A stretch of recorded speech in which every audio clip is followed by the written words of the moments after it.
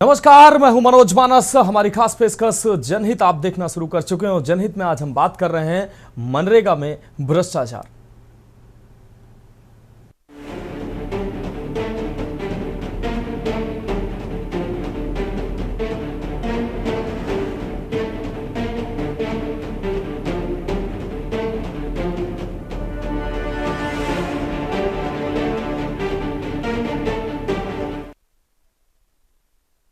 तो हम बात कर रहे हैं मनरेगा में भ्रष्टाचार। हमीरपुर से आई ये खबर न सिर्फ चौंकाने वाली बल्कि मनरेगा जैसी गरीबों की योजना पर बड़े सवाल भी खड़े होते हैं। साथ ही ग्रामीण क्षेत्रों में हो रहे विकास कार्यों पर भी लगातार सवाल उठ रहे हैं।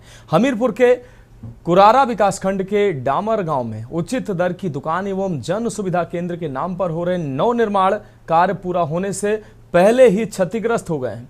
दीवारें टूटने लगी हैं, तो वहीं ऐसा ही कुछ रिठारी ग्राम पंचायत में देखने को मिला, जहां खड़ंजा व नाली निर्माण कार्य किया जा रहा था, जो जगदीश अहिरवार के घर से भगीरथ के घर तक किया जाना था। उसमें भी जमकर भ्रष्टाचार किया गया। रिठारी ग्राम निवासी भागीरथ ने बताया कि नाली की पट्टियां बनाने के उनसे सरिया उसके लिए मांगी गई और खड़ंजा व नाली निर्माण कार्य घटिया तरीके से किया जा रहा है। दोनों ही गांवों में फर्जी तरीके से पोर्टल पर मजदूरों की फोटो अपलोड की गई, जबकि दोनों गांवों में ग्रामीणों ने बताया कि हकीकत में दोनों जगह कोई काम वर्तमान समय में नहीं हुआ। पहले कुछ काम हुआ था, वो भी गुणवत्ताविहीन हुआ था, जो वो भी अब टूट रहा है। बनने के कुछ दिन बाद ही अब ये काम अपनी भ्रष्टाचार की गवाही दे रहा है। वही वर्तमान समय में कोई काम नहीं चल रहा है, लेकिन पोर्टल पर फर्जी मजदूरों की फोटो अपलोड कर भुगतान किया जा रहा है। फर्जी तरीके से मजदूरों की NMMS के पोर्टल पर तस्वीरें अपलोड कर दी जाती हैं और बाद में इन्हीं फोटो को दिखाकर भुगतान कर लिया जाता है। वहीं रिठारी गांव के पंचायत मित्र ने बताया कि मास्टर रोल में कुछ समय लगता है और इसलिए एक दिन पुरानी फोटो अपलोड कर दी जाती है। थोड़ा एडजस्ट करना पड़ता है, ये कहना है वहां पर कर्मचारियों का। हमीरपुर से आई ये खबर न सिर्फ चौंकाने वाली है बल्कि मनरेगा जैसी गरीबों की योजना पर सवाल भी खड़े होते हैं कि किस तरीके से NMMS पोर्टल पर फर्जी मजदूरों की फोटो अपलोड कर सरकारी धन का भुगतान किया जा रहा है।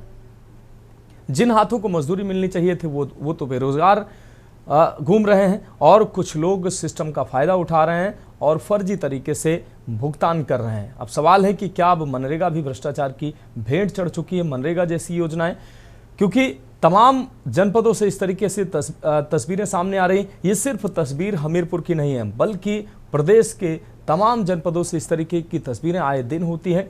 बिना काम के फर्जी तरीके से भुगतान किया जाता है। पुराना काम दिखाकर एक ही काम को अलग अलग दिखाकर उसका भुगतान किया जाता है। तो ये तमाम तरीके से भ्रष्टाचार किया जाता है। ग्रामीणों को योजनाओं को धरातल पर लाने के लिए जद्दोजहद करनी पड़ती है। सड़क, नाली, खड़ंजा के लिए तमाम दिक्कतों का सामना करना पड़ता है और फिर अगर किसी तरीके से ये योजनाएं अगर पहुंचती भी हैं, ग्राम प्रधान की मेहरबानी हो गई, वोट के लालच में किसी तरीके से अगर नाली का निर्माण, गली का निर्माण, खड़ंजे का निर्माण अगर किसी तरीके से अगर हो गया, तो फिर वो भ्रष्टाचार की किस तरीके से भेंट चढ़ता है, वो ये तस्वीरें साफ तौर पर गवाही दे रही हैं। कुछ ग्रामीणों की बातें सामने आई हैं, उन्होंने अपनी बात रखी हुई, हम आपको सुना देते हैं, उसके बाद इस गंभीर विषय पर चर्चा करते हैं। हाँ, बहुत दिन से काम ठप है और नंबर घटिया घुमने लगा है। 12 का मसाला लगा है ना, कोई काम नहीं चल रहा वहाँ। काफी दिन से काम बंद है। अभी तो नहीं है कोशिश में, एक एक ईंट और दोबारा लगनी चाहिए। तो ये हाँ, आधा अधूरा निर्माण है। ये जो घूमने लगे हैं कहीं कहीं पुराने समझ में आ रहे हैं, ये कैसे लगाया गया? ये खरंजा उखाड़ के इसी में लगाया गया है। ये बन के तैयार हुआ था? ये अभी 2-3 दिन पहले बन के तैयार हुआ है।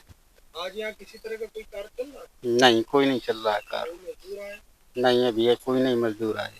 तो जगह जगह इसमें सीमेंट भी टूटने लगा है।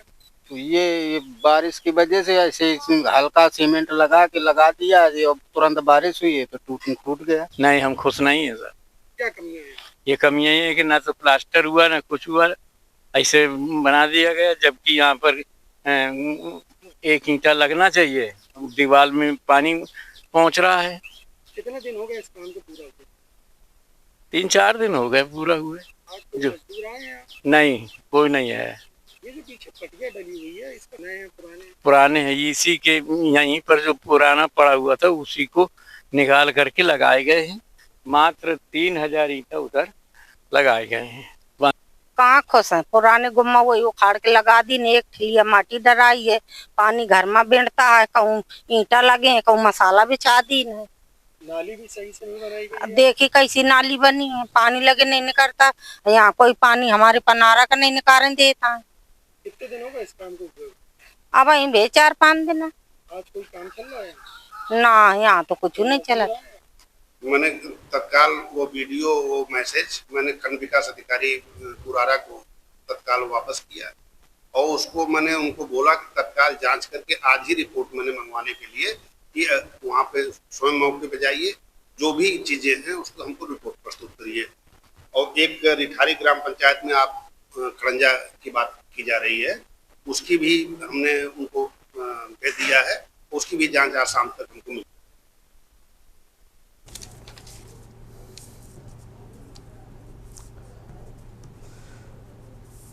तो किस तरीके से ग्रामीणों के साथ छल किया जा रहा है, ग्रामीण क्षेत्रों में निर्माण हो रहा है तो किस तरीके से घटिया निर्माण हो रहा है, और निर्माण के बाद किस तरीके से निर्माण 2 दिन 4 दिन चला, जबकि मनरेगा में वो 15 दिन 10 दिन और महीनों काम दिखाया जा रहा है, फोटो अपलोड की जा रही हैं और काम के एवज में पैसे निकाले जा रहे हैं, जबकि काम हकीकत में हुआ 2-4 दिन हुआ, जैसे तैसे हुआ, भ्रष्टाचार की भेंट चढ़ाव किस तरीके से हुआ वो ग्रामीणों ने साफ तौर पर उसकी गवाही दी।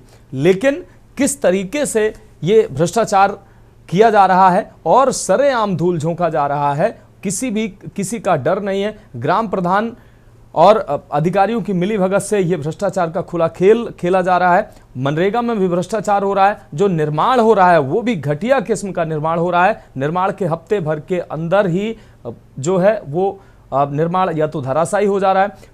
खड़ंजे जो बनाए जा रहे हैं वो पुरानी ईंट उखाड़कर फिर लगाए जा रहे हैं। जहां थोड़ी बहुत ईंटें लगाई जा रही हैं वो घटिया और पीली ईंटें लगाई जा रही हैं, लेकिन वहां पर जो भुगतान जो किया जाता है अच्छी क्वालिटी की ईंटों का किया जाता है और प्रॉपर नई ईंटों का किया जाता है। इस तरीके से ग्रामीण क्षेत्रों में आप अंदाजा लगाइए, हर ग्राम सभा की यही तस्वीरें हैं। अब निचले पायदान तक, अंत्योदय तक योजनाओं का लाभ पहुंचाने का दावा करने वाली व्यवस्था आप समझिए किस तरीके से काम कर रही है। और इस विषय पर चर्चा के लिए हमारे साथ खास मेहमान जुड़ चुके हैं। आलोक वत्स जी भारतीय जनता पार्टी से हमारे साथ जुड़ चुके हैं, गोलू हसन सपा नेता हमारे साथ जुड़ चुके हैं, उज्जवल पाठक कांग्रेस नेता हमारे साथ जुड़ चुके हैं, सुनील त्रिपाठी जी वरिष्ठ पत्रकार हमारे साथ जुड़ चुके हैं, सिद्धार्थ द्विवेदी संवाददाता हमीरपुर से हमारे साथ जुड़ चुके हैं, साथ ही बालजी पांडे सोशल एक्टिविस्ट हमारे साथ जुड़ने वाले हैं। आप सभी मेहमानों का चर्चा में स्वागत करते हुए सबसे पहले सिद्धार्थ आपका रुख करेंगे। सिद्धार्थ, किस तरीके से हमीरपुर में योजनाओं के नाम पर आंखों में धूल झोंका जा रहा है, किस तरीके से घटिया निर्माण कराया जा रहा है, सरकार का पैसा और लोग कैसे बंदर बांट कर रहे हैं, जबकि ग्रामीणों को उसका लाभ नहीं मिल पा रहा है। अगर कहीं थोड़ा बहुत जद्दोजहद के बाद अगर कहीं निर्माण होता है तो वो निर्माण कैसे घटिया होता है, जबकि उस निर्माण के नाम पर कितनी बार पैसा निकाला जाता है, बताइए हमारे दर्शकों को। बता दें, जो पूरा मामला है वो हमीरपुर जनपद के कुरारा विकास खंड के 2 गांव डामर और रिठारी का है। जब ग्रामीणों की सूचना पर हम वहां हकीकत जानने पहुंचे तो देखा डामर गांव में उचित दर की दुकान एवं जन सुविधा केंद्र के नाम पर जो निर्माण कार्य कराया जा रहा था वो पूरी तरीके से ही क्षतिग्रस्त हो गया था, दीवारें टूटना शुरू हो चुकी थी, जबकि अभी इस निर्माण कार्य में छत पड़ी तक नहीं थी। वहीं ग्रामीणों ने आरोप लगाया कि इस निर्माण कार्य में बिल्कुल खराब क्वालिटी के जो ईंट लगाए जा रहे हैं, वहीं सीमेंट लगाया जा रहा है। वहीं जब हम इसकी हकीकत जाने रिठारी गांव पहुंचे, जहां जगदीश के घर से भागीरथ के घर तक एक खरंजा और नाली निर्माण कार्य चल रहा था। तो जब भागीरथ से इस बारे में पूछताछ की, जानना चाहा तो उन्होंने बताया कि जो खरंजा है वो बेहद ही बेकार क्वालिटी से बनाया जा रहा है। वहीं खरंजे पर जो ईंट लगाए गए हैं वो पुराने खरंजे से ही उखाड़कर नया खरंजा बना दिया गया है। वहीं दोनों जो रोड है खरंजा है उस पर एक नाली की पटिया भी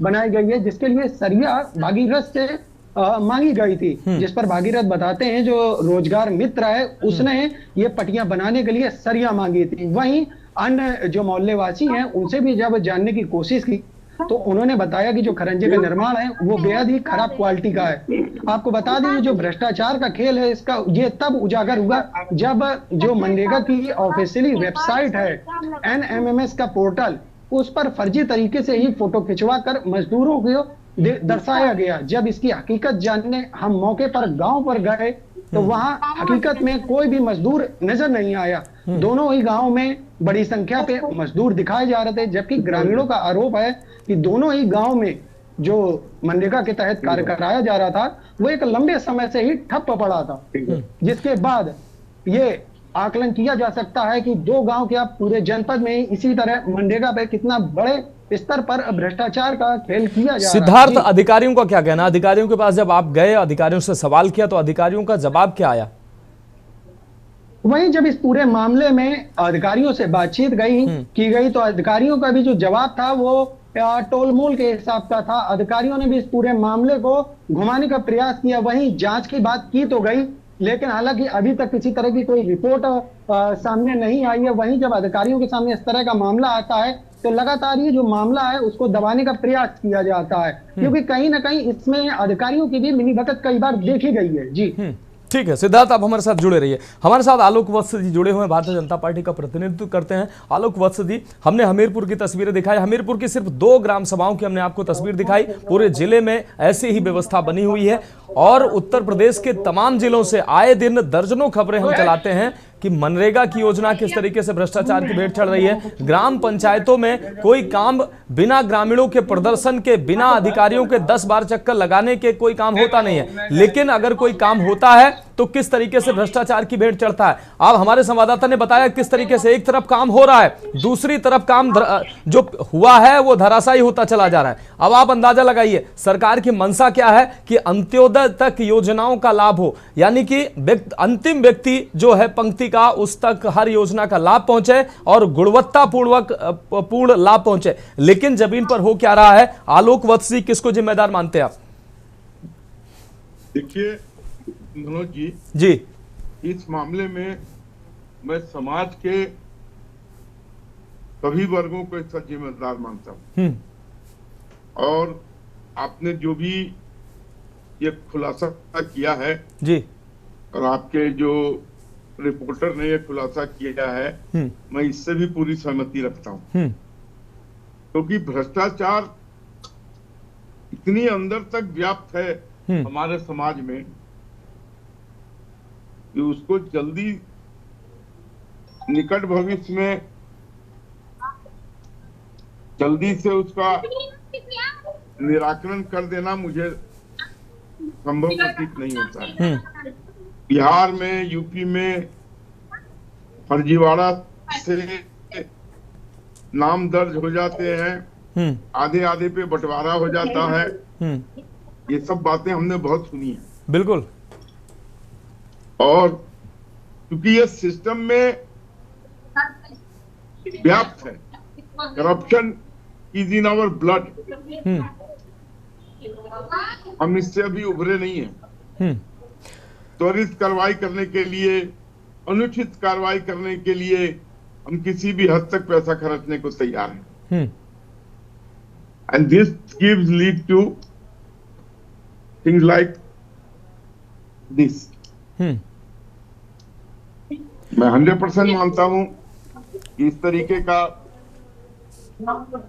लेकिन आलोक वत्स जी, अगर आप जानते भी हैं और मानते भी हैं कि कहीं ना कहीं भ्रष्टाचार जड़ में व्याप्त है और अगर इच्छा शक्ति है कि इसको खत्म करना है, तो ऐसा है नहीं कि खत्म हो नहीं सकता है ये। और इतनी बड़ी समस्या ये जरूर है, लेकिन ऐसी भी समस्या नहीं है कि इसको ये समाज से खत्म नहीं हो सकती है। प्रयास अगर किए जाएं तो धीरे धीरे ही सही खत्म हो सकती है। हमारे पास काबिल युवाओं की फौज खड़ी है, काबिल युवाओं की हमारे पास बेरोजगार युवाओं की फौज खड़ी है। अगर इच्छा शक्ति हो सरकार के पास तो ऐसे जो भ्रष्टाचारी हैं उनको आप जैसे ही साबित होता है आप सेवा से तुरंत हटा दीजिए उनको सेवा से। दूसरे व्यक्ति 10 लोग लाइन में खड़े हैं, उनसे पिछले व्यक्ति से काबिल 10 युवा खड़े हैं, वो बेहतर काम करके देंगे। अगर इस तरीके की नजीर अगर बनने लगे, हर विभाग में 10, 20, 50 लोगों के ऊपर ऐसी कार्रवाई हो, तुरंत उनको सेवा से उनकी सेवा समाप्त कर दी जाए, तो कहीं ना कहीं ऐसा नहीं कि ये समस्या खत्म नहीं हो सकती। आलोक जी,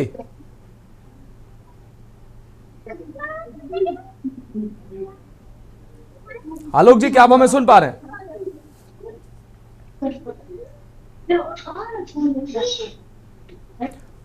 आलोक जी, मेरा सवाल आपसे था कि हमारे पास युवाओं की फौज खड़ी है, बेरोजगार युवाओं की। अगर भ्रष्टाचार में लिप्त अधिकारी कर्मचारी पाए जाते हैं, आप उनकी सेवा समाप्त कर दीजिए और दूसरे उनकी जगह 10 लोग और सेवा के लिए तैयार खड़े हैं। 9 युवकों को लाइए, दूसरों को सेवा का मौका दीजिए। अगर ऐसी नजीर बन जाए, हर विभाग में 10, 20, 50 बड़ी कार्रवाइयां इस तरीके से हो जाएं, तो लोग सबक सीख लेंगे। लेकिन ऐसा होता नहीं है, जांच के नाम पर भटकाने का काम किया जाता है। जी Manoj ji, corruption is in our veins. Corruption हमारे रगों में घुस चुका है। इसके लिए अगर हर ठीकरा समाज पे ही, नेतृत्व पे ही ठोकेंगे तो it is not possible to do justice. ये जस्टिस नहीं हो पाएगा अगर आप सारी चीजें सरकार से अपेक्षा करते हैं। इसके लिए समाज को सजग होना पड़ेगा। समाज के लोगों को आगे आना पड़ेगा। ऐसे अधिकारियों को चिन्हित करके उनके खिलाफ तमाशा खड़ा करना होगा, तभी ये चीजें जाके सुधरेंगी। लोग त्वरित कार्रवाई के लिए, अपना काम दूसरे के टर्न से पहले निकालने के लिए चाहते हैं कि कुछ पैसे दे के हम निकल लें। ये तो जनरल ऑफिस की बात बता रहा हूं जी। और मनरेगा वगैरह जैसी स्कीम में जो भी अधिकारी हैं वो उसका हाजिरी लगा देते हैं, चाहे वो हाजिरी गणेश का हो, वो हाजिरी महेश का हो, वो हाजिरी रितेश का हो, वो हाजिरी मुस्कान का हो, वो हाजिरी रवीना का हो, और उनसे वो समझौता कर लेते हैं। और वो भी समझौता कर लेते हैं क्योंकि उस वर्कर को काम करने नहीं दिया जाता है। वो निकम्मा अपना आधा पैसा लेके चल लेता है। ये दिस इज कॉमन, ये हम हर गांव और शहर में देखने को मिल रहा है। आपके यहाँ से ये उजागर हो गया जी, लेकिन ये हो सब जगह रहा। बीजेपी के पार्टी में एज ए स्पोक्समैन ऑल्सो मुझे कहने में कि गुरेज नहीं है, ये चीजें खत्म नहीं हुई है। ठीक है आलोक जी, करप्शन इस लेवल का खत्म नहीं हुआ है। लेकिन सवाल यही आलोक जी, खत्म होगा कैसे? ये खत्म होगा कैसे? सरकार अगर सिस्टम करप्ट है, हम करप्ट है, समाज करप्ट है। समाज जब तक इसके लिए आगे नहीं बढ़ेगा, खबरदार अगर किसी ने मेरे इलाके में घूस खाया नहीं, आपकी बात से बिल्कुल इत्तेफाक रखते हैं। आपने ईमानदारी से स्वीकार किया है। 5:30 बजे किसी और चैनल जाना है भैया हमको। हाँ बिल्कुल स्वीकार किया है। ठीक है आलोक जी, हम आपका रुख कर रहे हैं। आलोक जी, माफ कीजिएगा सुनील त्रिपाठी जी, आलोक वत्स जी ने जो बातें कही, आप उससे कितना इत्तेफाक रखते हैं? उन्होंने स्वीकार भी किया कि भ्रष्टाचार हमारे नस में है, लेकिन ऐसा नहीं है कि यह समाप्त नहीं किया जा सकता है। उन्होंने कहा कि समाज की जिम्मेदारी है, लेकिन कहीं ना कहीं समाज की जिम्मेदारी के साथ साथ जो सत्ता में व्यक्ति बैठा है उसकी भी जिम्मेदारी है, उसकी निगरानी उसका काम है। योजनाएं ठीक से चल रही हैं, उसका भी काम है। पंडित जी जी, मानस जी, वहां से आपको और आपको पूरे चैनल को धन्यवाद देता हूँ कि आप भ्रष्टाचार के मुद्दे प्रमुखता से न्यूज पर दिखाते हैं जी। और जिस घटना को आप दिखा रहे हैं, ये पूरे उत्तर प्रदेश में मनरेगा का यही हाल है। यही नहीं, अभी देखिए एक चैनल ने 5 अरब का घोटाला दिखाया है जल मिशन का। मैं मानता हूं कि योगी आदित्यनाथ जी इतना पैसा दे रहे हैं, उसकी 90% भरपाई भ्रष्टाचार अफसर कर रहे हैं, 10% जनता पास में जा रहा। और ये सत्य है, आपने कई बार मनरेगा घोटाले उठाए हैं, सरकार ने संज्ञान भी लिया है, लेकिन घोटाले बंद नहीं हो रहे। क्यों नहीं बंद होंगे? सिस्टम में इतना भ्रष्टाचार माना जी बैठ गया है। जब ट्रांसफर पोस्टिंग पैसा लेके की जाएगी, चाहे सीएमओ हो, चाहे कप्तान हो जिले के, चाहे डीएम हो, जब तक ये सिस्टम खत्म नहीं होगा, और चूंकि इसका प्रमाण मेरे पास नहीं है, प्रूफ होता तो मैं दिखा देता आपको, लेकिन जो चर्चाएं होती हैं, आखिर ईमानदार आदमी को कलेक्टर क्यों नहीं बनाया जाता, कप्तान जिम्मेदारी क्यों नहीं दी जाती है? तो जब सिस्टम ऊपर से ही नीचे गड़बड़ है तो भ्रष्टाचार कभी खत्म नहीं हो सकता है। और इसमें भी आप पूरे प्रदेश जांच करा दीजिए, ए राम बी राम सी राम, जो जैसे आपने पहले भी दिखाया था कि खिलाड़ी की बहन मनरेगा की लेबर है, बताइए, और उसके बाद से एक्शन भी हुआ। तो अब ये यही मामला नहीं है, पूरे प्रदेश में मनरेगा में जितने मजदूर दिखाए जा रहे हैं, अगर उनकी जांच करा दी जाए तो 50% या तो प्रधान के रिश्तेदार हैं, परिचित हैं, या बीडीओ परिचित हैं। बीडीओ, प्रधान, मैं कहता हूँ सेक्रेटरी, प्रधान और डीडीओ, ये लूट और सीडीओ, ये लूट बचाने के लिए, मैं सीतापुर की बात कर रहा हूँ, 2-2, 3-3 टंकियां ढह गई और माना जी कोई कार्रवाई इस पे नहीं हुई। कार्रवाई हो रही होगी जरूर। तो जब पड़ोसी जनपदों की ये हाल है तो और जनपदों क्या हाल होगा। मनरेगा एक कमाई जरिया बन गया है भ्रष्टाचारियों का। पंचायती राज विभाग को आप देख लीजिए कितने घोटाले उसमें हो रहे हैं और डायरेक्टर बदल दिए गए, दूसरा डायरेक्टर आया, फिर वही हाल है। मैं एक लाइन कहना चाह रहा हूँ मानस जी, पंछी ये समझते हैं कि चमन बदला है, तारे ये समझते हैं गगन बदला है, शमशान की खामोशी कहती है कि लाश तो वही है, सिर्फ कफन बदला है। सिस्टम आप क्या करें, सरकार बदल देंगे, मुख्यमंत्री बदल देंगे, मंत्री बदल देंगे, लेकिन जो कार्य करने वाले ब्यूरोक्रेट्स हैं या अधिकारी हैं जिनके दिमाग में जो लूट बच गई है, घर से निकलना, कितना पैसा वो कमाना है, उनकी मानसिकता तभी बदली जाएगी। मैं बार बार कहता हूँ कि चलो संपत्तियों की जांच शुरू कर देनी होगी, इतनी संपत्ति आप पास कहाँ से आई है, भ्रष्टाचार अपने आप रुक जाएगा। लेकिन यहाँ जांच छोड़ दी है मानस जी, इतने ब्यूरोक्रेट्स ने मुख्यमंत्री जी कहने के बावजूद भी अपनी हैसियत का संपत्ति का खुलासा ही नहीं किया, संपत्ति का खुलासा ही नहीं किया। बिल्कुल ठीक कह रहे हैं आप, मुख्यमंत्री ने सख्त निर्देश दिए। बिल्कुल हमारे साथ पूरा पैनल जुड़ा हुआ है। एक छोटे से ब्रेक का वक्त है, चर्चा जारी रहेगी। तो ब्रेक के बाद हमारी खास पेशकश में एक बार फिर से आपका स्वागत है। हम बात कर रहे हैं मनरेगा में भ्रष्टाचार।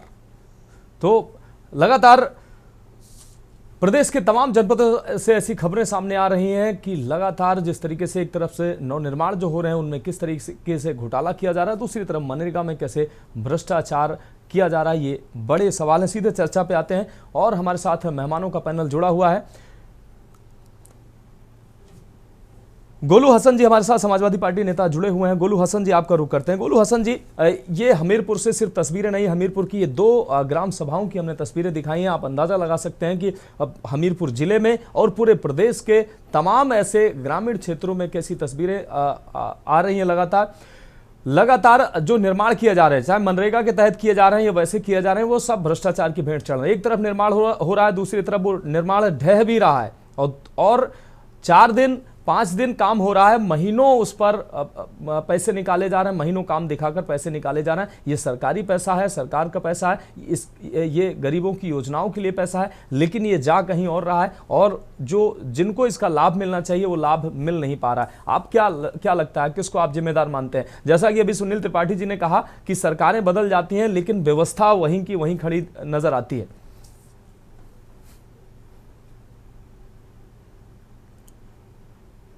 गोलू हसन जी फोन अनम्यूट कर लीजिए। जी जी अनम्यूट है सर। मैं ही कहना चाहूंगा, आपके चैनल के माध्यम से बताना चाहूंगा कि बुंदेलखंड में इससे भी भयावह स्थिति है। आप अगर बुंदेलखंड के अगर ग्राउंड लेवल पर जाएंगे भी तो ये 2 गांवों का मामला है। कई गांवों में तो ये यहाँ तो रास्ता बनाई गई है, कई जगह पर है मनरेगा में रास्ता बना ही नहीं गई और पैसा निकाल लिया गया है। ये पूरे प्रदेश की स्थिति है जी। उसका कारण है प्रधान हो या सचिव हो, उनको फिर ऊपर पैसा पहुंचाना है। एक चैन बनी हुई है, उस चैन के माध्यम से पैसा जा रहा है और ये स्थितियां बहुत भयावह हैं। जो काम मजदूरों से कराया जाना चाहिए वो काम जेसीबी पोकलैंड मशीनों से कराया जा रहा है। और इससे एक प्रमाण और भी इससे होता है कि सबसे अधिक पलायन हमारे बुंदेलखंड क्षेत्र से ही है। और आप जाएंगे अगर बड़े शहरों में, गुजरात के बड़े शहरों में या दिल्ली मुंबई में जाएंगे तो बुंदेलखंड का ही मजदूर सबसे अधिक मिलेगा। उसका कारण है क्योंकि बुंदेलखंड में जो मनरेगा की योजना है, मनरेगा के माध्यम से लोगों को रोजगार देने का सरकार का काम है, वो जमीनी स्तर पर नगण्य है। ठीक है, ठीक है। हमारे साथ उज्जवल पाठक जी जुड़े हुए हैं, कांग्रेस नेता हैं। उज्जवल पाठक जी, सरकार कोई भी रही हो, कांग्रेस रही हो, सपा की रही हो या भारतीय जनता पार्टी की मौजूदा समय में सरकार है, हर सरकार चाहती है कि जो निचला तबका है उसको योजनाओं का लाभ मिले। गरीबी अमीरी में जो ज़्यादा गैप हो रहा है वो गैप कम हो, लोगों को योजनाओं का लाभ मिले, वो भी जो नीचे दबे कुचले लोग हैं या कमज़ोर वर्ग हैं। इसमें जाति बिरादरी का कोई लेना देना नहीं है। जो भी वंचित वर्ग है वो कम से कम उसको योजनाओं का लाभ मिले, वो उसका जीवन स्तर ऊपर हो, वो ऊपर आए। लेकिन इन योजनाओं में जिस तरीके से भ्रष्टाचार हो रहा है, लोगों तक सहूलियतें पहुंच नहीं रही हैं, तो किसी की भी सरकार हो, जब जमीन पर यह भ्रष्टाचार नजर आएगा तो लोगों को उसका लाभ कैसे मिलेगा और जो वास्तविकता में अंत्योदय की बात कही जाती है वो कहाँ सिद्ध हो पाएगा? मंशा कैसे सरकार की पूरी होगी? नमस्कार सभी को, मेरा नमस्कार जी। देखिए मनोज जी, ये जो प्रकरण सामने आया है मनरेगा वाला, ये कहीं ना कहीं लोक वित्त के व्यापक हनन को दिखाता है कि किस प्रकार संबंधित जो लोग हैं, पदाधिकारी हैं, उन लोगों ने जनता के पैसे का बंडर बांट करके विकास को कहीं ना कहीं उपेक्षित करने का काम किया है। ये बहुत ही ज्यादा दुर्भाग्यपूर्ण है और हम प्रशासन से मांग करते हैं, शासन से मांग करते हैं कि ये जो घटनाक्रम हमीरपुर के 2 ग्रामीण क्षेत्रों में सामने आया है और इसमें व्यापक स्तर पर जांच होनी चाहिए और जो भी दोषी हैं उनके खिलाफ कार्रवाई सुनिश्चित होनी चाहिए। ये केवल इन 2 ग्रामों का मसला नहीं है। देखिए पूरे हमीरपुर जिले में और पूरे उत्तर प्रदेश में मनरेगा हो, शिक्षा हो, स्वास्थ्य हो, खनन हो, आरटीओ हो, सड़क हो, प्रत्येक विभाग में भ्रष्टाचार है। देखिए हमारा हमीरपुर खनन के मामले में, स्वास्थ्य के मामले में और शिक्षा के मामले में चारों ओर से भ्रष्टाचार से घिरा हुआ है। तो ये कोई नया मुद्दा नहीं है, ये हमारे हमीरपुर की विशेषता बन गई है। भारतीय जनता पार्टी की सरकार में पूरे प्रदेश की विशेषता बन गई है।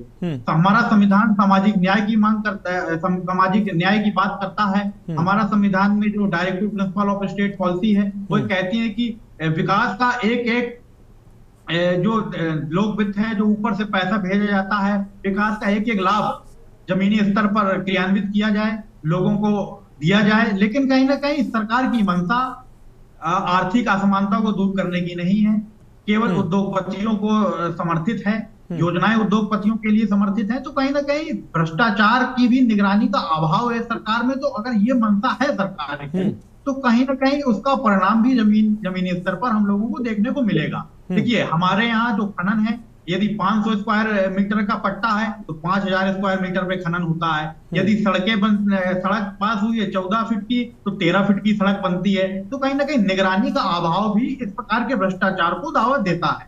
तो ये सरकार की जो भी विकास को लेकर के उपेक्षा है, ये कहीं ना कहीं उसका परिणाम है। ये केवल मनोज जी केवल राजनीति का विषय नहीं है, it is the concern of चिंता का विषय है। बिल्कुल बिल्कुल। आप हमारे साथ जुड़े रहे उज्जवल पाठक जी। सुनील त्रिपाठी जी के पास आते हैं। सुनील त्रिपाठी जी, ऐसा लगता है कि आप जुड़ते हैं हमारे प्रोग्राम में और आप देखते भी हैं कि लगातार अलग अलग विषयों पर हम चर्चा करते हैं। लगता है कि हर विभाग में, उत्तर प्रदेश हो या अन्य प्रदेशों की हम बात करें, ऐसा लगता है कि हर विभाग में कंपटीशन चलता है भ्रष्टाचार को लेकर कि कौन किससे आगे, कौन किस विभाग के कर्मचारी ज्यादा भ्रष्टाचार करेंगे, ज्यादा पैसा बचाएंगे। शिक्षा विभाग हो, पीडब्ल्यूडी विभाग हो, ग्रामीण विकास विभाग हो, स्वास्थ्य विभाग हो, खाद्य रसद विभाग हो, हर विभाग की चर्चा लेकर आते हैं। सुनील त्रिपाठी जी शायद हमारे साथ नहीं है। सुनील त्रिपाठी जी, क्या आप हमें सुन पा रहे हैं? ठीक है, सुनील त्रिपाठी जी को किसी और मंच पे जाना था तो शायद वो हमारे साथ नहीं है फिलहाल। उनका बहुत शुक्रिया। एक बार फिर से आलोक वत्स जी का रुख करते हैं। आलोक वत्स जी, जिस तरीके से मेरा सवाल है कि तमाम विभागों में हर दिन स्वास्थ्य विभाग की हम चर्चा लेकर आते हैं, स्वास्थ्य विभाग में तमाम ऐसी खामियां मिलती हैं, जबकि शासन की जो मंशा है करोड़ों रुपए, अरबों रुपए सरकार खर्च करती है, लेकिन जो जिम्मेदार अधिकारी हैं वो किस तरीके से योजनाओं पर पानी फेरते हैं, लोगों को उसका 100% लाभ नहीं मिल पाता। किसी एक विभाग की मैं बात नहीं कर रहा हूं, दर्जनों ऐसे विभाग हैं, लगता है कंपटीशन चल रहा है। ऐसे में सरकार की तो छवि खराब होती ही है और लोगों को जो उसका लाभ मिलना चाहिए वो लाभ नहीं मिल पाता है। इसलिए ये विषय महत्वपूर्ण हो जाते हैं कि निगरानी, योजनाओं को चालू करने के बाद निगरानी भी करना उतना ही महत्वपूर्ण हो जाता है। आलोक जी, आलोक जी फोन अनम्यूट कर लीजिए। मैं इस बात से सहमत हूं आपके जी।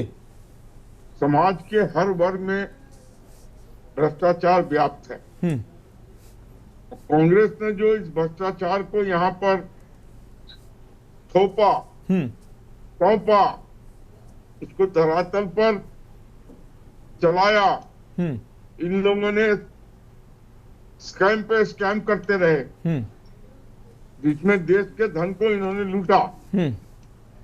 वो व्यवस्था अभी तक कायम है। तो आपको खत्म करना चाहिए ना। अब कांग्रेस, हम पुरजोर तरीके से इस कवायद में लगे हुए हैं। हमने बड़े बड़े पैमाने पर इसको खत्म कर दिया है। लेकिन छोटे पैमाने पर इसको खत्म होने में भी कुछ टाइम लगेगा।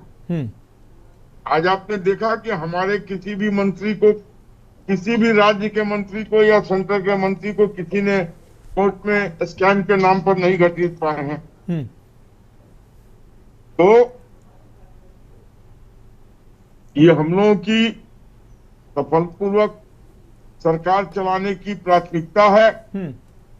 जहां हमारे कोई नेता भ्रष्टाचार में लिप्त नहीं पाए गए हैं।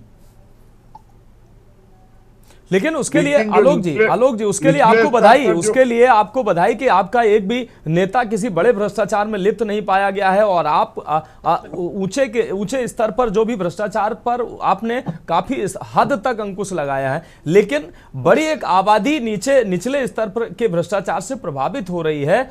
उस भ्रष्टाचार पर जब रोक लगेगी तो निचले पायदान पर जो व्यक्ति है उसको लाभ मिलेगा योजनाओं को। वो भ्रष्टाचार की भेंट योजनाएं चढ़ जा रही हैं तो बड़ा एक तबका है वो परेशान है इस भ्रष्टाचार से।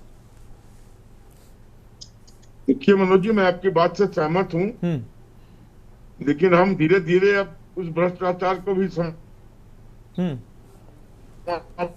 करेंगे तरह रहे हैं। और एक चीज जान लीजिए, भ्रष्टाचार जब ऊपर शुरू होता है तभी नीचे पर शुरू होता है।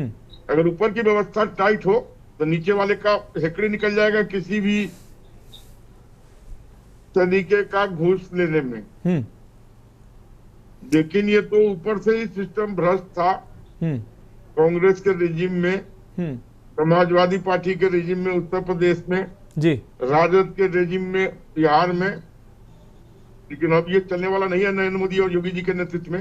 इस चीज को कुठाराघात किया जाएगा और आने वाले समय में इसको जितना मिनिमाइज किया जा सके इसको मिनिमाइज किया जाएगा। इसी के तहत शिक्षा का भी विस्तार होगा, सही रंग से होगा, प्राइवेट हाथों में नहीं होगा और लोगों को सुगमता से पढ़ने और लिखने का मौका मिलेगा। ठीक है आलोक जी, लेकिन अधिकारी जो है वो सिर्फ खाना पूर्ति करते हैं, काम होगा, कार्रवाई होगी, इस तरीके से। हम एक बार अपने संवाददाता को रुक करते हैं। सिद्धार्थ, किस तरीके से अधिकारी के पास आप गए? अधिकारी ने कहा कि अब जांच होगी, कार्रवाई होगी। ये जो लाइन है, ये लाइन जो है ऐसा लगता है सरकारी लाइन हो गई है। इसके अलावा अधिकारी आगे बढ़ते ही नहीं है, इस लाइन के आगे बढ़ते ही नहीं है। अगली बार कुछ जानकारी नहीं मिलती कब कार्रवाई हुई, किस पर कार्रवाई हुई, किस स्तर पर कार्रवाई हुई। सिद्धार्थ जी बिल्कुल, आपको बता दूं, जब हम ये पूरे साक्ष्य लेकर संबंधित अधिकारी के पास पहुंचते हैं, उनसे पूरी जानकारी साझा करते हैं, उसके बाद जो अधिकारी हैं वो अपने निचले पायदान के अधिकारी को आदेशित करते हैं कि पूरी जो दोनों गांव की घटनाएं हैं उन पर जांच करें। लेकिन जांच के बाद भी ये रिपोर्ट अक्सर देखा गया है कि एक लंबे वक्त तक सामने नहीं आती और कहीं ना कहीं इस पूरे मामले को दबा दिया जाता है। जिसके बाद अगर इस तरह की घटनाएं अन्य आती हैं सामने, तब जो ये अधिकारी हैं वो उसको दबाने के साथ ही उस पत्रकार पर भी एक दबाव बनाने की कोशिश करते हैं कि वो इस तरह की घटनाओं का उजागर ना करे। वहीं बात करें मनरेगा की, मनरेगा जिसका उद्देश्य रखा गया था ग्रामीण इलाकों में गांव वालों को हर वर्ष 100 दिन का श्रम देना, जिससे उनकी आजीविका सुरक्षित रह सके, लेकिन हमीरपुर जनपद में ये साकार होता हुआ कहीं भी नजर नहीं आ रहा। वहीं जब इस तरह के मामले आते हैं तो जो अधिकारी हैं वो बेमन से ही कार्रवाई करते हुए नजर आते हैं, जिससे साफ तौर पे समझा जा सकता है कि जो पंचायत मित्र है या रोजगार सेवक है या ग्राम प्रधान है, सचिव है या अन्य संबंधित अधिकारी, कहीं ना कहीं सबकी मिली भगत होती है इस भ्रष्टाचार के खेल में। वहीं आपको बता दूं, हमीरपुर जनपद एक ऐसा गांव है जहां आज भी पीने के लिए किसी गांव में साफ पानी नहीं है, कहीं रोडें नहीं है, तो कोई गांव ऐसे हैं जो पूरी तरीके से गंदगी के अंबार में ग्रामीण नरकी जीवन जीने को मजबूर हैं।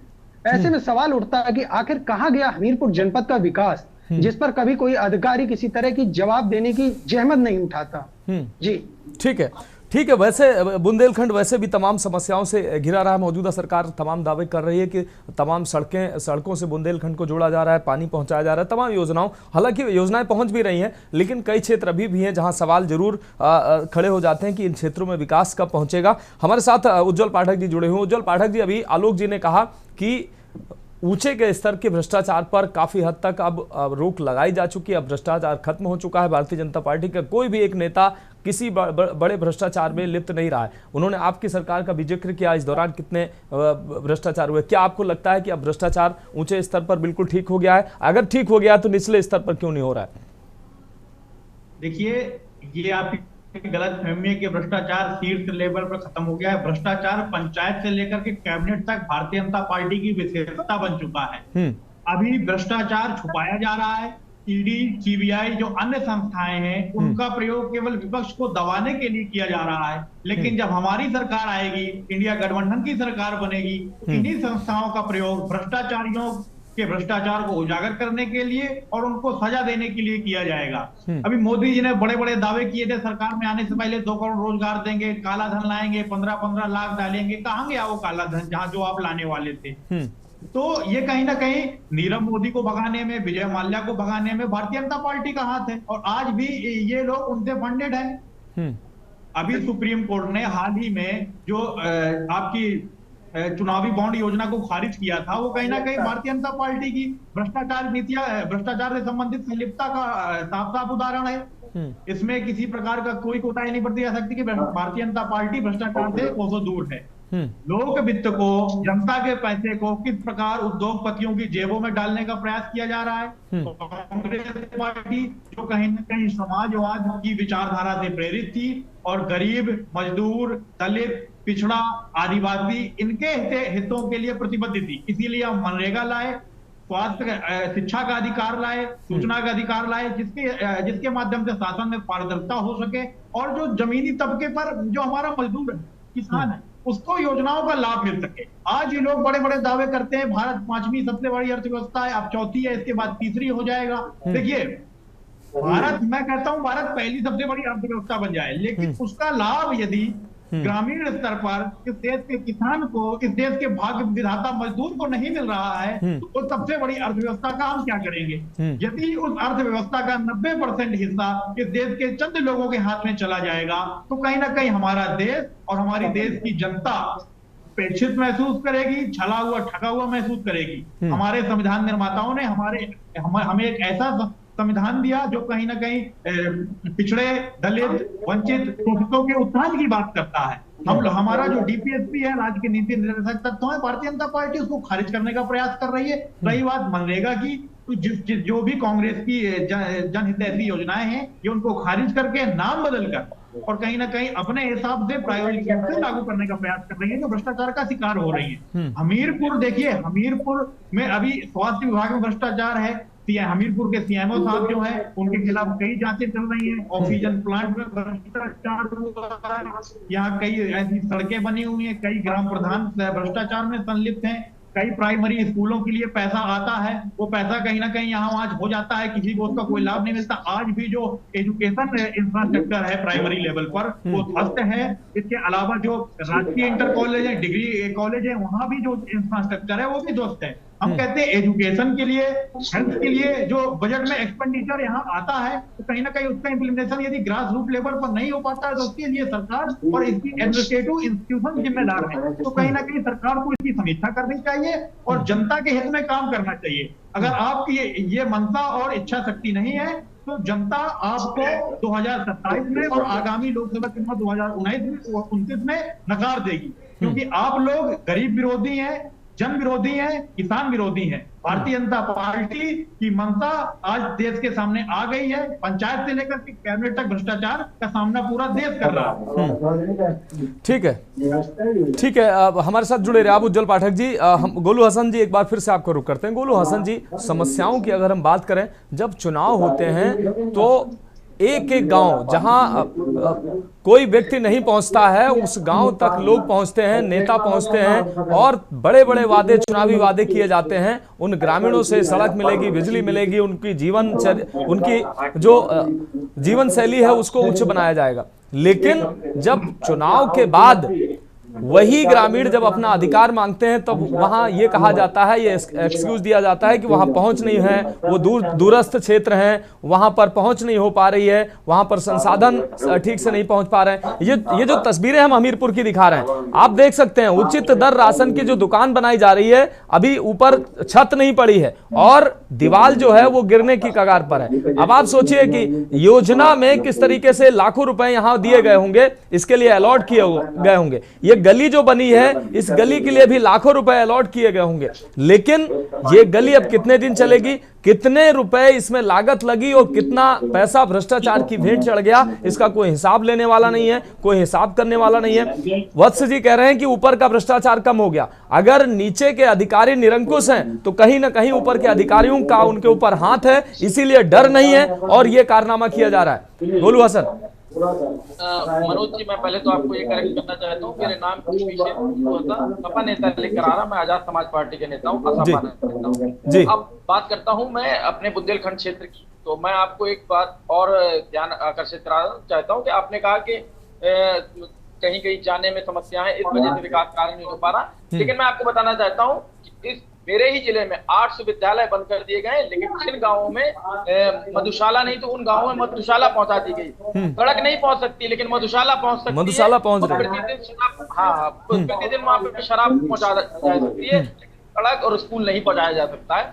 और आपको बताना चाहता हूँ, एक बुंदेलखंड में नमामि गंगे का जो प्रोजेक्ट पूरे देश में चलाया जा रहा है सरकार द्वारा, उसमें अगर सबसे अधिक भ्रष्टाचार कहीं है तो बुंदेलखंड में खास तौर पे है, जहां पुरानी पूर्ववर्ती सरकारों द्वारा जो कुछ भी सड़कें बनाई गई थी उन सड़कों को उखाड़ करके फेंक देने का काम मौजूदा सरकार द्वारा किया गया। और भ्रष्टाचार की पराकाष्ठा ये है कि टंकियां बना दी गई है, वो सफेद हाथी की तरह है। गाँव में लोगों को पानी तक नहीं मिल रहा, और जो पानी मिल रहा है कि नहीं गाँव में, तो वो फिल्टर नहीं होकर के आ रहा है, सिर्फ मवेशियों के यूज के लिए वो जो पानी यूज किया जा रहा है। और आपको और बताना चाहूंगा कि हमीरपुर में प्रमुख जो समस्याएं हैं, सारे डिपार्टमेंटों में भ्रष्टाचार चरम पर है। वत्स जी ने एक बात कही कि ऊपर से भ्रष्टाचार जब चलता है तो नीचे तक आता है, मैं उनकी बात को डिटो करना चाहता हूँ और ये कहना चाहता हूँ कि ऊपर का भ्रष्टाचार यदि खत्म हो गया होता तो नीचे का भी भ्रष्टाचार खत्म हो गया होता, क्योंकि ऊपर जब भ्रष्टाचार चल रहा है तभी नीचे भ्रष्टाचार चल रहा है। नीचे वाला व्यक्ति ऊपर पैसा पहुंचा रहा है, और बुंदेलखंड को खनन के माध्यम से,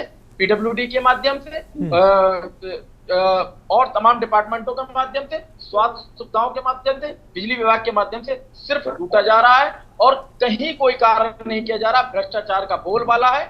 आपको और एक बात बताना चाहता हूँ कि आप जब जाएंगे हमारे ग्रामीण परिवेश में, बुंदेलखंड के खास तौर पर, तो वहाँ सड़कें नहीं है, स्वास्थ्य की सुविधा बिल्कुल नगण्य है, वहाँ पर विद्यालयों की व्यवस्था नहीं है। आप ये मानिए कि बुंदेलखंड के जो लोग हैं वो पलायन पर मजबूर हैं और वो नरकीय जीवन जीने के लिए मजबूर। ठीक है, ठीक है गोलू हसन जी, आप जुड़े रहिए। एक बार फिर से आलोक वत्स जी का रुख करेंगे। आलोक वत्स जी, गोलू हसन जी के सवालों का आपसे जवाब चाहेंगे। इसके अलावा एक अहम सवाल मेरा भी उसी में ऐड हम कर देते हैं। गोलू आलोक वत्स जी, जिस तरीके से इस तरीके का अगर विकास किया जाएगा, ये विकास कितने दिन टिकेगा? ग्रामीण जो है वहीं के वहीं वो ठगा से महसूस करते नजर आ रहे हैं। उनकी जो गलियां, उनकी सड़कें, उनकी जो नालियां, ये वर्षों से इनको नहीं मिली है, और आज अगर इनको मिल पा रही है, पानी की टंकी गांव में बनवाई जा रही है, अभी योजना चल रही है, और आप खुद जानते होंगे कितने जनपदों में ऐसी तस्वीरें सामने आ रही, पानी की टंकियां गिर गई हैं। अब आप समझिए, इतनी महत्वपूर्ण योजनाएं हैं और ये योजनाएं वर्षों से इंतजार के बाद इन ग्रामीणों को मिली है, और उन ग्रामीणों को इन योजनाओं का लाभ जो है 2 महीने, 4 महीने, 6 महीने मिलने के बाद वो ग्रामीण फिर वहीं के वहीं नजर आएंगे। तो इस तरीके के विकास से कहाँ निचले स्तर के तबके के लोगों को का भला हो पाएगा, वो उनकी जीवन शैली कहाँ उच्च हो पाएगी, वो जो गरीब अमीर के बीच की खाई है वो कहाँ कम हो पाएगी? आलोक जी।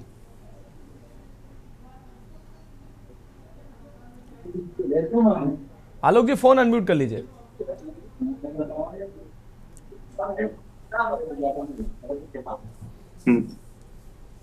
एक बार क्या कहा था आपने? थोड़ा आवाज कम आ रहा है। आलोक जी, गोलू हसन जी के जो सवाल थे वो कह रहे थे कि अगर ऊंचे के स्तर का भ्रष्टाचार खत्म हो गया होगा तो नीचे के स्तर का भ्रष्टाचार निश्चित रूप से खत्म हो गया होता, अगर ऊपर का भ्रष्टाचार खत्म हो गया होता। दूसरा सवाल मेरा था कि अगर इस तरीके का भ्रष्टाचार इन ग्रामीण क्षेत्रों में इन ऐसे लोगों को जब मिलेगा तो ये भ्रष्टाचार 2 महीने, 4 महीने, 6 महीने ये सड़कें, ये गलियां, ये पानी की टंकियां चलेंगी नहीं, तो लोगों को ऐसे जो विकास से क्या फायदा मिलने वाला है? देखिए, ऐसी बात नहीं है। विकास की तो गंगा बह रही है उत्तर प्रदेश में, सड़कों का महाजाल बिछा दिया गया है। लेकिन हाँ, मनरेगा में जो प्रॉब्लम्स हुई हैं उनको मैं मानता हूँ, वो उसके ऊपर कड़ी कार्रवाई करने की जरूरत है।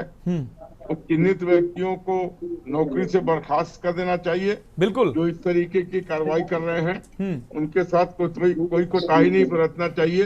जब तक ये नजीर पेश नहीं होगा, लोग इसी तरीके से भ्रष्टाचार करते रहेंगे और स्टेट एक्सचेकर का पैसा लूटते रहेंगे। हमें समाज के लोगों को भी जागरूक होकर, अगर ऐसे किसी व्यक्ति के बारे में पता लगता है जो इस तरीके गलत एक्टिविटीज में लिप्त है, तो सरकार ये सोशल फोरम पे भी लोगों को इस चीज को हाईलाइट करना चाहिए। और जब ये लगातार होगा तभी जाके ये चीजें ठीक होने की तरफ अग्रसर होंगी। अन्यथा जैसी चल रही वैसी चलती रहेगी। लेकिन आलोक वत्स जी, जब अधिकारियों के पास शिकायत जाती है तो वो शिकायत पर गंभीरता से वो कार्रवाई नहीं करते हैं, तो आम आदमी अगर जागरूक भी हो तो वो जाए कहाँ? आम आदमी अगर जागरूक हो तो किसके पास जाएगा? तो अधिकारियों के पास। वो खुद अगर मिली भगत है उनकी, तो कार्रवाइयां कहाँ होंगी? देखिए, एक चीज मैं आपको बता दूं जी, कि अगर सिर्फ ठीकरा आप समाज के ऊपर ही, सरकार के ऊपर ही नहीं, मैं सरकार के ऊपर नहीं फोड़ रहा हूँ ठीकरा। आपने कहा समाज जागरूक नहीं है। अगर समाज जागरूक भी हो, अगर गलत के लिए आवाज उठाए तो किसके पास जाएगा? जनप्रतिनिधि के पास जाएगा या अधिकारी के पास जाएगा? तो जनप्रतिनिधि और अधिकारी अगर अपनी जिम्मेदारी ठीक से निर्वहन नहीं करेंगे तो समस्या का समाधान कहाँ होगा? उस क्षेत्र के जनप्रतिनिधि कहाँ जागरूक हैं? वो खुद आवाज उठा सकते थे। क्या वहां भारतीय जनता पार्टी के प्रतिनिधि नहीं है? उनको ये भ्रष्टाचार नहीं दिखाई दे रहा है? अगर गांव के लोग जागरूक है, वो अधिकारी के पास गए हैं, अधिकारी कह रहे हैं कार्रवाई करेंगे, ये रटा रटाया है कार्रवाई करेंगे। अब आलोक जी जवाब दे दीजिए आप कि जनप्रतिनिधि एक तो वो ऐसी चीजों को वो देखते नहीं है, दूसरी चीज अधिकारी भी टाल मटोल करते हैं, वो खुद उसमें कहीं ना कहीं संलिप्त होते हैं, इसलिए कुछ कार्रवाई नहीं करते हैं। जागरूक होकर भी व्यक्ति कहां जाएगा? एजेंसियां हैं, एनजीओ हैं, कोर्ट है जी, वहां पर ऐसे लोगों को घसीट के ले जाना चाहिए। मेरा अपना मानना नहीं है, पार्टी का भी ऐसा ही मानना है जी। और जब तक ये चीज कवायद नहीं होगी, जब तक आप लोगों को चिन्हित नहीं करेंगे, उनके बारे में बताएंगे नहीं, तब तक ये सिलसिला ऐसे ही चलता रहेगा और कहीं कुछ होने वाला नहीं है। ये मैं आपको बता दूं, जब तक समाज के लोग मिलकर, प्रबुद्ध लोग इस चीजों पर अंकुश लगाने के लिए सरकार की मदद नहीं करेंगे, तो छिटपुट जो आपको एक दो व्यक्ति पकड़े गए हैं या जो उसमें लिप्त पाए गए हैं, इसी पर हम लोग डिबेट करके अपना कार्य पूरा अच्छा ठीक है आलोक जी, आप बता दीजिए इस क्षेत्र के लोग, इस ग्रामीण क्षेत्र के लोग किसके पास जाएं ताकि कार्रवाई हो जाए? किसके पास जाएं वो बता दीजिए आप। देखिए, उनको अपने इलाके के जो एमएलए हैं, एमपी हैं, चाहे किसी पार्टी को हो, उनके पास जाना चाहिए, डीएम को पत्र लिखना चाहिए, एक प्रेस कॉन्फ्रेंस होल्ड करके उन लोगों के बारे में बताना चाहिए। आ रहे हैं पाठक जी, आ रहे हैं, तभी ये मामला सॉल्व होगा। ठीक है आलोक जी जुड़े रहिए आप हमारे साथ।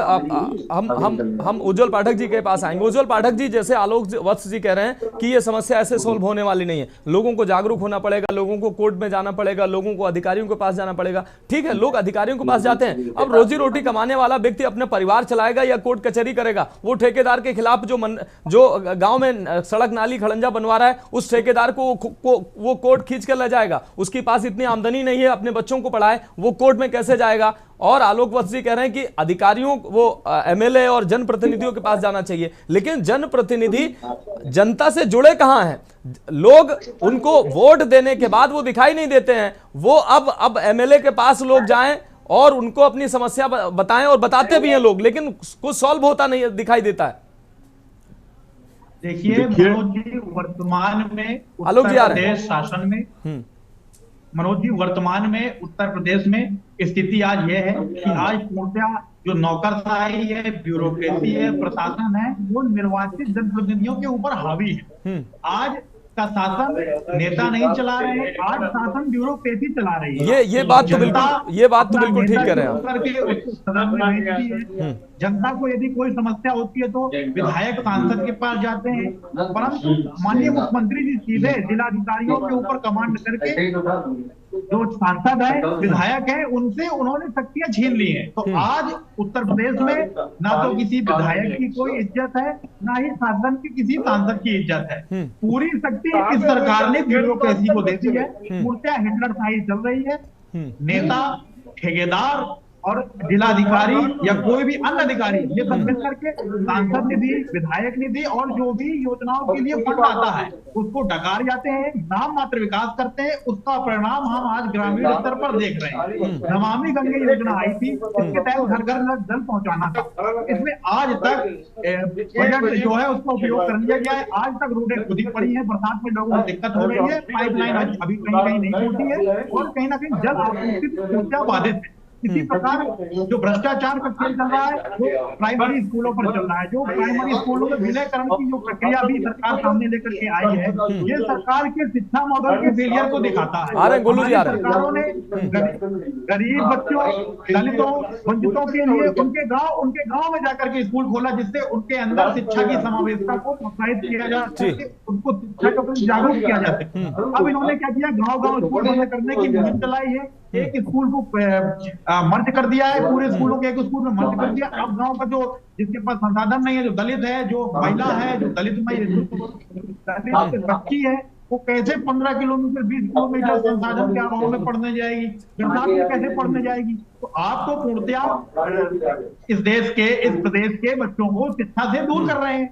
आपके बच्चे विदेश में पढ़ रहे हैं, भारतीय जनता पार्टी के बड़े बड़े कैबिनेट के नेता हैं, उनके बच्चे विदेश में पढ़ रहे हैं। और जो गांव के बच्चों के लिए स्कूल खोला गया था हमारी कांग्रेस की सरकारों द्वारा, आप उनको बंद करके दलितों को, वंचितों को, पिछड़ों को कहीं ना कहीं शिक्षा के अभाव में ढकेल रहे हैं। तो ये कहीं ना कहीं आपके शिक्षा मॉडल और स्वास्थ्य मॉडल को फेलियर दिखाता है। ठीक है, गोलू हसन जी, आपकी प्रतिक्रिया। जी, मैं आपके माध्यम से बता दूं, मनोज जी ने एक बात कही कि प्रदेश में विकास की गंगा, मैं कहना चाहता हूँ विकास की गंगा नहीं, भ्रष्टाचार की गंगा बह रही है, जिसमें गांव की सड़क, गांव के बच्चों का स्कूल, गांव का पानी और गांव के जो सरकारी योजनाएं वो सब बह रही हैं।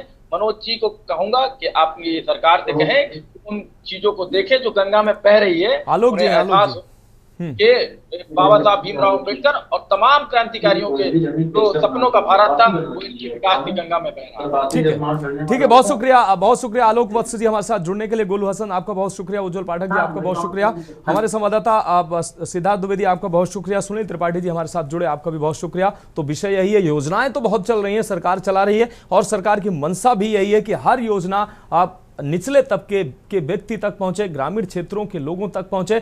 नाली, सड़क, खड़ंजे और मूलभूत सुविधाएं, बिजली और स्वास्थ्य और शिक्षा, ये योजनाएं जो है ग्रामीण अंचल तक और निचले तबके तक के व्यक्ति तक पहुंचे।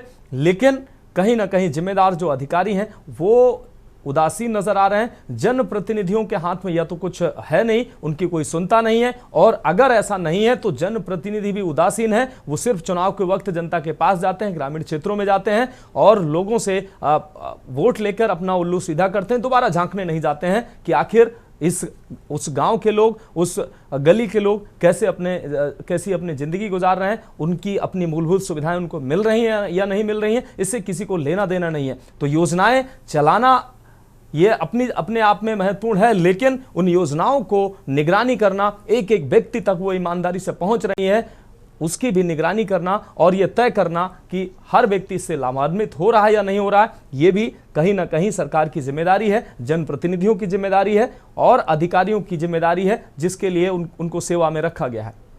लेकिन कहीं ना कहीं ऐसा जब होता नजर नहीं आता है, तब सवाल उठते हैं, तब सवाल पूछे भी जाते हैं।